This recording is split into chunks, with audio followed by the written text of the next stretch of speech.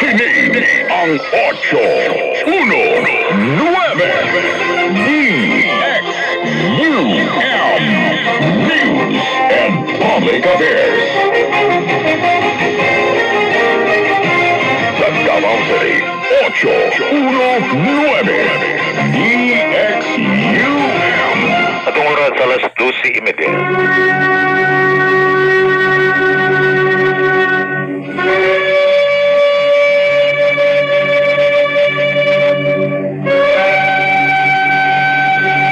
Shalom Alaikum, ayong hapon o sa pinagdaramasok hindi pagina. Welcome to the Balik Hebrew program din sa DXUM Radio Ukay 819 kHz sa oras alas 12:30 ang tudalauna sa hapon Lunes sa Tutsad-Laong Sabado.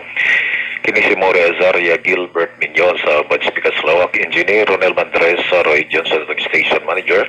Magatimbay ang kalintanan 0929-311-3484. Kaya gisunan ka rin yung gubot mapils itong online classes. Itong online classes, itay gayan matag Sabado sa gabi, upang pong adlaw sa alas 7 sa gabi o sa Miyerkules sa gabi alas 7. And karong maabot nga pizza 14 sunod Domingo natong kay karong Domingo pizza 7 so sunod Domingo doon na kita summit now together with different rabbis gikan sa mga rabbinical court in Jerusalem og kamo nga wala pa'y contact na sa ato ang Facebook o dili pa ta friend na sa Facebook, paki-friend niya, paki-request na sa link aron ato mapasa. Okay, daghang salamat. Now kinahanglanon kayo tungod kay ang access diri raman ma-send no sa akong account, therefore usa pa po na ako ma-disseminate if ever ma-send na ako. Okay? And Baruch Hashem. Huwag makiksunan ko now karong maabot nga pizza 19 pizza 19 sa September, that is Friday morning. Friday morning, okay, sunod na siya na mahuman ang ato ang summit pagka Friday na maabot. Tungod kay pagka 22 sa gabi, Lunes, mao ang pagsaulog sa Rosh Hashanah. Remember, Rosh Hashanah is the Yom Hadin, and that is the Day of Judgment, and that is based on the book of Tehillim 81 verse 4 to 5. It is a judgment day of the Elohim of Jacob. And ang precedence ni Ana, mausab ang judgment ni Adam. Kinimanggong mga memories no, nga mga pizza. Doon na siya ay precedence. Doon ay nag-una. Kanya ginahandom siya na kanang mga panahon. Okay? Bisan pa man gani ang pag-appear sa unang higayon sa rainbow sa covenant ni Noah nga naitabo sa pizza 1 sa Kislev. Kiniusab dapat i-remember sa mga nations nga mauna ang panahon nga si Hashem nagtugot o pagpakaon sa hayop no, sa tao. Tawag kaya sa time ni Adam, wala gitugot nga uihaw si Adam para kaunon. And whereas sa time ni Noah, gitagaan na og kumbaga gitagaan og permission nga pwede na mo kaon only kinahanglan nga doon ay proper slaughter o likayan ang pag himo o abuso no cruelty against the animals. So pizza uno na sa Kislev. So balik na sa Rosh Hashanah. Remember, Rosh Hashanah is the day of judgment. Therefore, sa bulan before Rosh Hashanah, which is the month of Elul, as what we have discussed yesterday, the month of Elul is the month of Teshuvah. Why? Because the theme for the month is Hamelech Basadeh. That means the king is in the field. So there are questions, where is the field? Asa man nga uma, nga di na si Hashem. That means, where you are, that is the field. If you are working, Hashem is there waiting for you. If you are teaching, Hashem is there waiting for you. If you are studying, and even if you are in your home, Hashem is there. Nasa dito. Una nga, ang buhat ipasabot nga Hashem is in the field. He is waiting for your teshuvah. He is waiting for your return. Because we are all sparks of the Creator Himself. As mentioned in Genesis 2 verse 7, Vayetzer Hashem Elohim al Ha'adam. So, makita nato na giporma niya si Adam and Vayifakhu, and He breathed him into his nostrils the breath of life, Nismat Chaim. So, ang nishama nga mao ang nagpa-animate sa lawas, mao ang nagpa-quicken sa lawas, mao ang nagbuhi sa lawas, comes from Hashem. It is His spark. Therefore, ang ato ang soul nga mao ay nagpabuhi sa body, it is from Hashem Himself. It is a spark of the Creator. And therefore, minungdanon na ang nishama ato kini nga matagan pagtagad. Ano man tungod kay gipaloan lang ni sa ato. No, it is given to us by loan. O somehow maningil siya, whether with or without your knowledge. Kung naamang kay kasayuran ni ana or wala magsapayan, paninglon niya. Kung tungod kay limited man lang and short ang time nga iyang gi-appropriate meaning alone process. Sumala sa Psalms 90, 70 years ang gi-appropriate niya sa lifespan sa tao. By reason of strength, 80 or 90, and some 100. So, mubo ra og limitado pa dyan. Tungod kay mubo ra man og limitado, minungdanon kayo nga magamit nato ni sa maximum nga level nga dili ato mausikan. Usa na to nga pag-usik kinigi atong oras na makadungog man dag istorya nga kill the time. But according to the sages, it is not the time that you killed, but it's your life. You're not killing your time, but killing your life. Why? Because every hour, every minute, now when the clock rings, your time is shortened. Nakuhaan ka o gimuhang lifespan. Nakuhaan ka kinabuhi. Sa minuto, sa oras, karon, mahumaning adlaw, nakuhaan ka sa adlaw. Now, nadidakan ka sa adlaw. Kaya limited lang god ang number of days. Ano mga kaigsunan na He is in the field because He is waiting for you to do teshuvah, for you to return to Him in repentance. Because the thing that separates humanity with the Creator Himself, as mentioned in Isaiah 59 verse 2, is our sin and iniquities. Your sin and your iniquities have separated you. But then we can find in the book of Proverbs 28:13,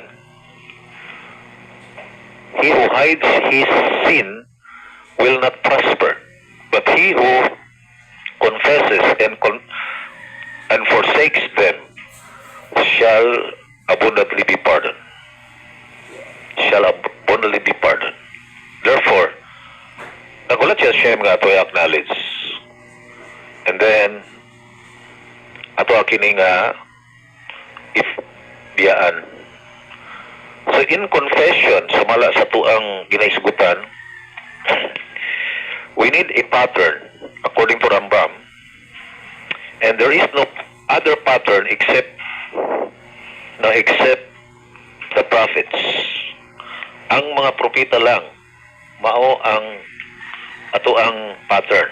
Okay, I will share to you Daniel. Na Daniel chapter 9 verse 4, it says, I prayed to Hashem my Elohim and I confess. The term confession in Hebrew is vidoy, and according to Rambam, vidoy has three elements. One, confession, imong isugid, and it must be verbally done, not through the thoughts or through the mind, because confession by way of speaking is an action. Usa kini siya ka-action. So, we need to confess by mouth. And then secondly, there is admission that once you confess, napasaylo ako, kanahimo na ko ni, so there is admission of guilt. Ikaw miangkon sa sala.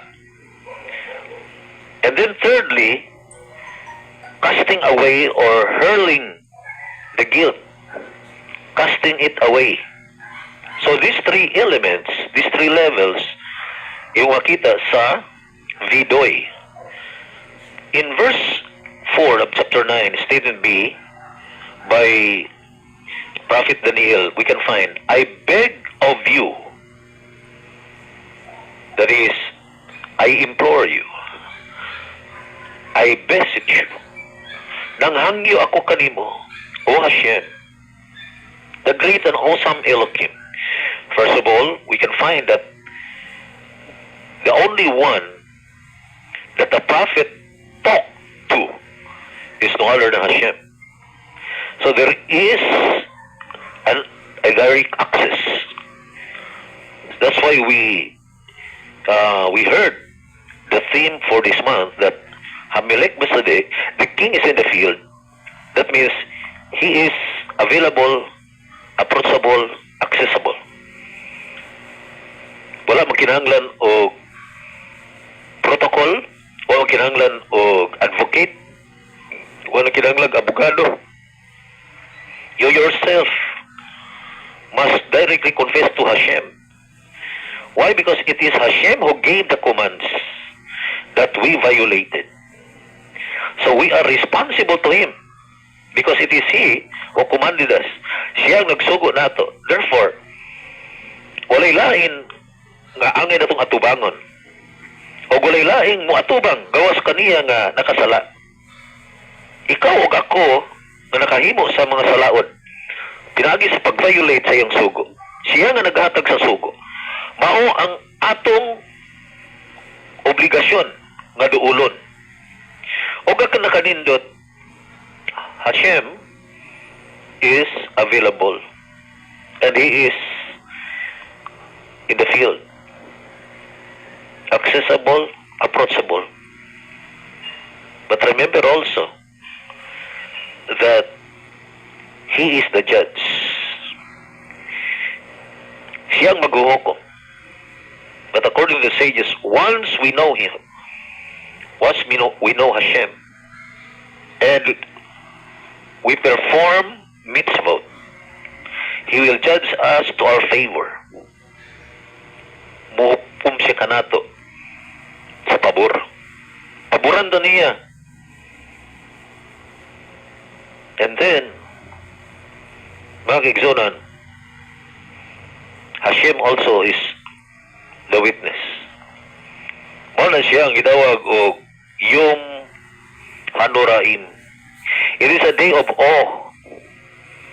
Nga naman tungod kay Ang judge nga itong atubangon is at the same time the witness. Nga kini nga witness wala kinahanglan o other witnesses. Wala kinahanglan og confirmation gikan sa lain tungod kay he is the knowledge, he is the knowing, and he is the knower. Siya ang kaibalo, siya ang pagkasayod og siya ang tigsusi.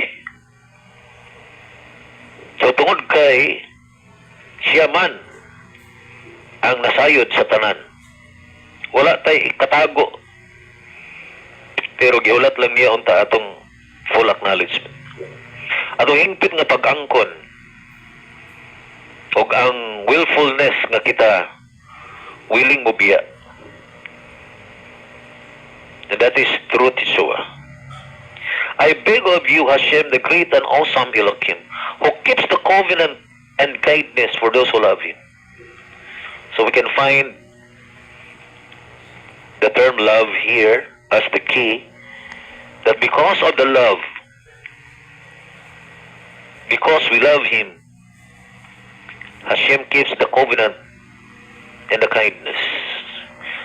Now, the question, how can we express our love? Hindi pwede nga mingle ta, oh, I love you, Lord. Here it is. Love is the positive aspect, and we begin to understand if we know the negative aspect. The negative aspect is fear. That's why we can find that fear Hashem and keep His commands. Ecclesiastes 12:13. For this is the whole duty of man. So we can find fear, and then the love, which is keeping His commands. Fear is the negative, and the love it is positive. That means, if you truly love Hashem, you need to keep His commands. Kinahanglan nga, tumano nimo ang iyang sugo. For example, ang sugo niya sa humanity, no to idolatry. Don't worship idols. Instead, you need to know and believe the only true Elohim. So, the only and true Elohim is Hashem, and we need to know Him. Kinahanglan mo siyang maila-ila. That is the positive aspect of the negative, that is, don't worship idols. For you to be protected, to be kept from worshiping idols, we need to know who is the true and only Elohim. Dapat makailata kinsang tinuod ug ang only Elohim. Because every religion introduced their own Lord. They introduced their own God. But remember, only Israel is the true witness of the true Elohim, because when the Torah was revealed in Mount Sinai, 3 to 4 million were standing before Hashem. And He was talking to a nation for the very first time in the history of creation. Nga ang magbubuhat sa langit ug sa yuta, nakigistorya og nasod, nakigistorya og panon sa tao. And then Isaiah 43:10, you are my witnesses. So the true Elohim is no other than the Elohim of Israel. And we should know Him, that He is the true and only. He is the same before creation and after creation. He is one, not two, not three, not Trinity. Hashem is the only one. Naman bo'y di mo to Trinity sa Christians. Praanin nila ni Kibuloy, na kanang Miracle Crusade, kanang Pentecostal, UPC, o gingon man kanang Victory Chapel. Di na mo to og Trinity, pero si Jesus ilahang God. That is idolatry as far as the Torah is concerned. Idolatry na siya. Tungod kay walay laing Elohim, it is only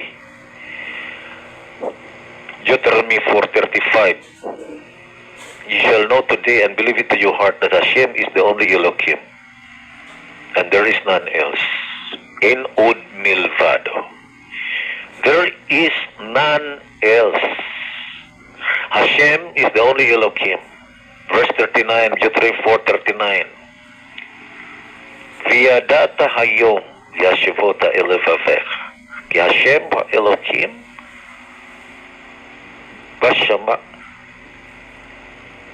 Vashamayim mima'al of aretz bitachatinu.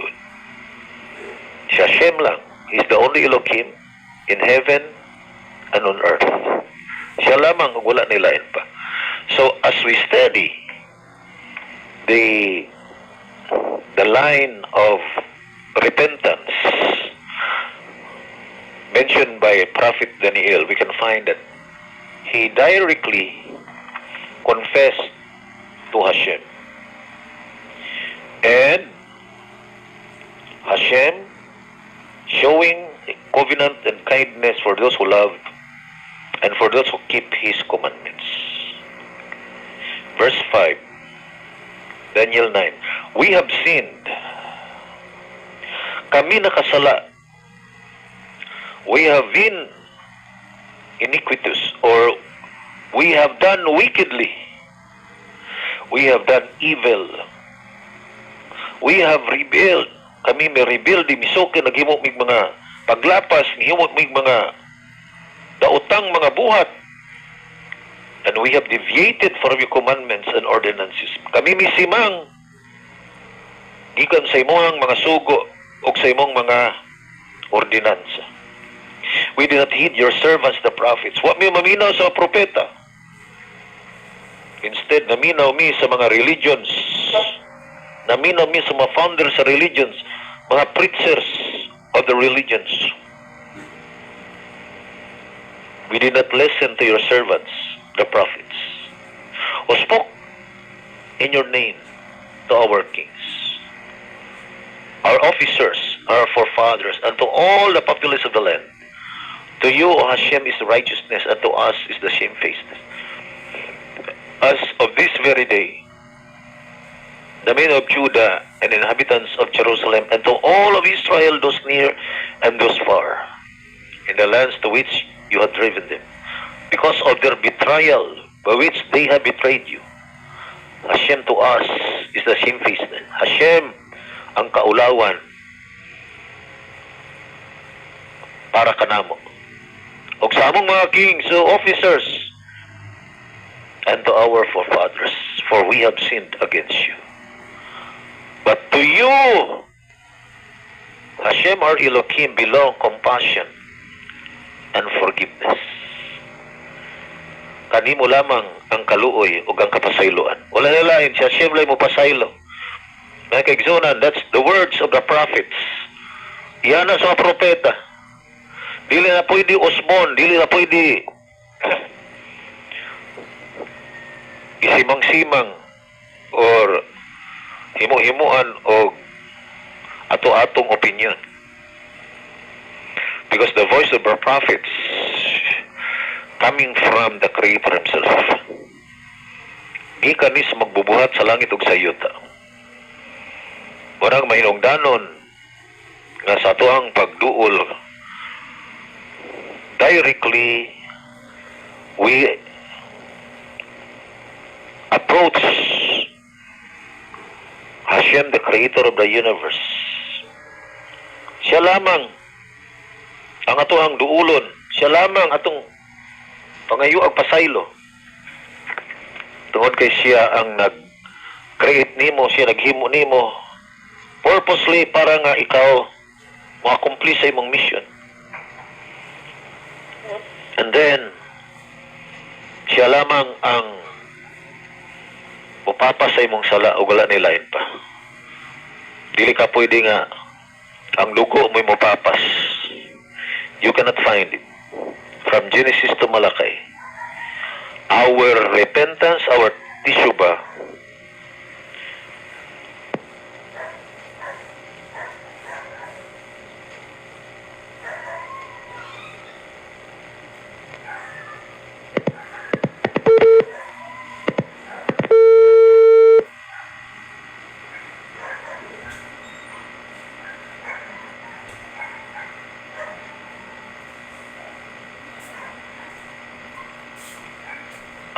putol tagkadyot. Kung ato ang paginulsol, pagbalik kaniya, our tifela, our prayer, this is the service of the heart, kovot halivabot, and our Torah study, ang atong pagtuon sa Torah, and our tzedakah, that is acts of charity to the poor, to the needy, dapat mangyatagon ta. And also, for the sake of the Torah activity, alang-alang sa Torah, that you become a part of the propagation of the Torah, especially here in the Philippines, in town, mga kaigsunan, pagkadaghang magwali diri sa Pilipinas, diri sa Davao, pila lang kabok, nagtudlog Torah. Ambot. Doon na po nagtudlog Torah. Dilipod. Buo. Wala po na nabuo. Ay sagul. Mga kaigsunan, there's a need. Doon ay panginahanglan nga atong tabangan. Nadiin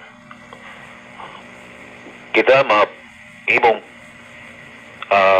kabahin sa atong obligation sa pagpamira sa mga tao from idolatry through the true worship.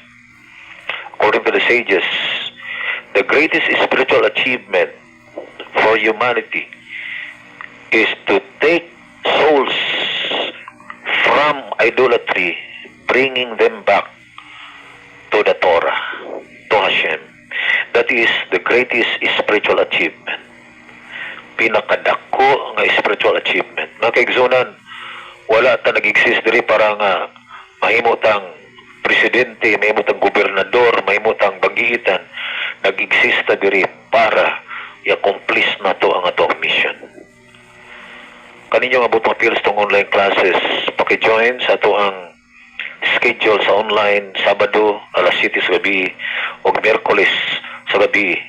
Karong maabot nga sa 14 sa Domingo doon na kitay summit together with the rabbis from Jerusalem and from America, and also karong sa 19 Biyernes sa buntag magsugod ang ato ang Sirikot prayer. Pizza 22 Lunes sa gabi ang ato ang Rosasiana.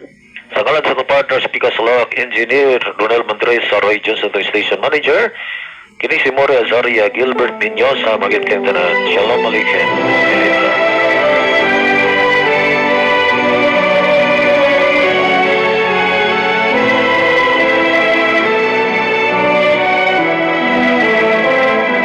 והיא שעמדה לאבותינו